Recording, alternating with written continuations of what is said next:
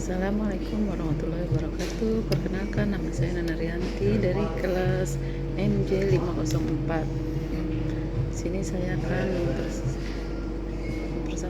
mempresentasikan tugas dari mata kuliah Sistem Informasi Manajemen. Akan membahas sesi 13, Manajemen Sumber Daya Informasi atau Information Resources Management atau IRM. Pengertian IRM, manajemen sumber daya informasi atau Information Resources Management, ini adalah sebuah kegiatan yang diikuti oleh seluruh tingkatan manajer dengan maksud untuk mengenali dan mengelola sumber daya informasi yang diperlukan untuk memenuhi kebutuhan informasi didasarkan pada beberapa persyaratan.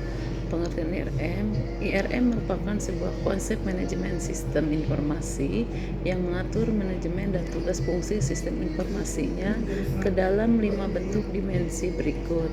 Yang pertama, manajemen strategis. Teknologi informasi harus dikelola untuk memberikan tujuan dan keuntungan yang strategis dalam persaingannya, tidak hanya berbentuk efisiensi operasional atau pendukung keputusan saja. Yang kedua, manajemen operasional. Teknologi informasi dan sistem informasi dapat dikelola melalui susunan fungsi organisasi berdasarkan pada cara dan fungsi serta teknik kepemimpinannya, dan biasanya menggunakan seluruh unit bisnis lainnya. Yang ketiga, manajemen sumber daya. Data dan informasi, perangkat keras dan perangkat lunak, jaringan telekomunikasi, dan personel sistem informasi adalah sumber daya organisasi yang penting yang harus dikelola seperti halnya modal bisnis lainnya. Yang keempat, manajemen teknologi. Seluruh teknologi yang fungsinya mengolah, menyimpan, dan mengkomunikasikan data dan informasi perusahaan secara menyeluruh harus dikelola sebagai sistem yang integrasi pada sumber daya organisasi. Yang kelima, manajemen pendistribusian. Mengelola pengguna sumber teknologi informasi dan sistem informasi dalam unit usaha atau bisnis adalah kunci dari para manajer. Tidak masalah pada fungsi atau tingkatan mereka dalam organisasi. Tujuan IRM yang pertama adalah mengontrol pembuatan catatan. Dengan IRM, organisasi dapat mengontrol pembuatan dan pertumbuhan arsip karena tanpa strategi yang pasti untuk membuat dan merekam informasi, tempat kerja dapat menghasilkan catatan kertas dan tanpa kertas yang berlebihan untuk mencegah peningkatan waktu dan biaya pengelolaan sumber daya informasi. Protokol manajemen informasi menetapkan batasan untuk membuat dan menghancurkan informasi untuk meningkatkan produktivitas dan efisiensi. Tujuan yang kedua adalah memastikan kepatuhan terhadap peraturan. IRM yang efektif memberikan pedoman yang menegakkan kepatuhan terhadap undang-undang dan peraturan yang memungkinkan perusahaan untuk menghindari hukuman hukum dan keuangan yang dapat diakibatkan oleh pelanggaran yang tidak disengaja. Tujuan yang ketiga adalah mengurangi biaya operasi. IRM efektif dalam efisiensi pengumpulan data, analisis, dan penyimpanan informasi. IRM akan memprioritaskan catatan yang paling penting sehingga mengurangi biaya di seluruh siklus hidup informasi. Yang keempat, mengadopsi teknologi baru.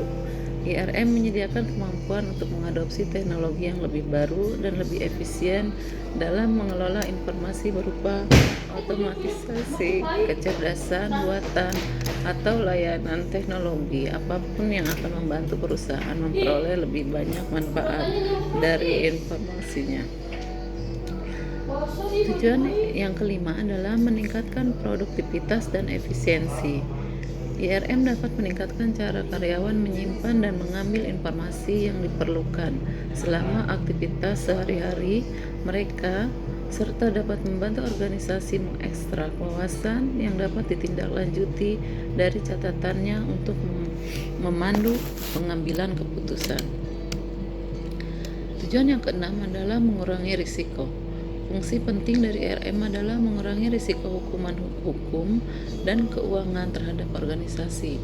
Dilakukan dengan protokol yang terdefinisi dengan baik untuk merekam, menyimpan, menyebarkan, dan menghancurkan data. Yang ketujuh, melindungi informasi, hak milik, dan memori perusahaan. Organisasi membutuhkan proses untuk melindungi informasi penting mereka dari pesaing dan akses yang tidak sah, sehingga IRM menyediakan sistem untuk melindungi informasi, hak milik dari penyusup, kegagalan sistem, dan bencana alam. Tahapan IRM yang pertama, identifikasi kebutuhan informasi. Bisa dalam bentuk studi internal atau survei di seluruh perusahaan untuk menentukan ruang lingkup sistem dalam kaitannya dengan bisnis, operasional, pemangku kepentingan, dan persyaratan peraturan. Cara sederhananya bisa dengan meminta karyawan dan manajemen menuliskan jumlah dan jenis informasi yang dibutuhkan untuk melakukan tugas mereka. Yang kedua, garis besar tujuan. Organisasi perlu mendefinisikan tujuannya dalam bentuk pedoman atau protokol yang akan memandu implementasi. Pertimbangkan prinsip-prinsip manajemen keseluruh yang akan berfungsi sebagai panduan pengguna.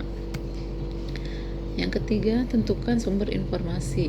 Organisasi dapat mengumpulkan informasi dari berbagai sumber termasuk karyawan, departemen internal, riset pesaing, intelijen, pasar, dan badan pengatur. Yang keempat, menentukan metode pengumpulan dan klasifikasi. Setelah menentukan sumber informasi, langkah selanjutnya adalah mengidentifikasi metode pengumpulan dan klasifikasi informasi. Ini melibatkan menguraikan jumlah pengumpulan informasi dan frekuensi, lokasi, dan waktu.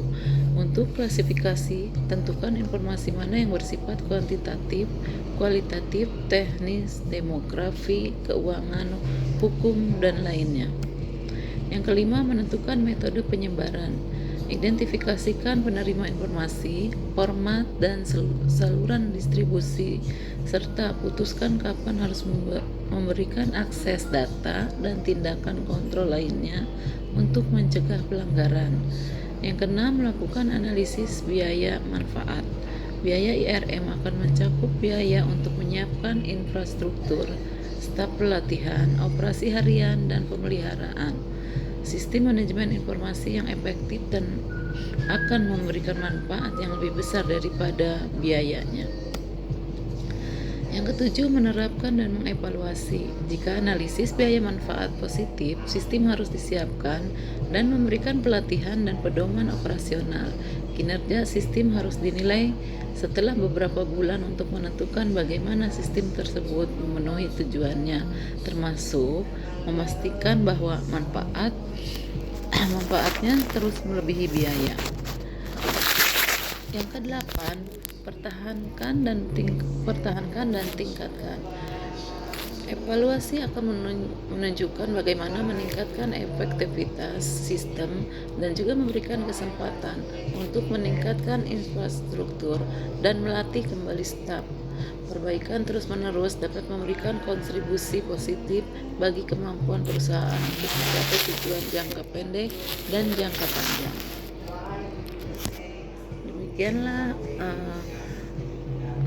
Demikianlah presentasi ini.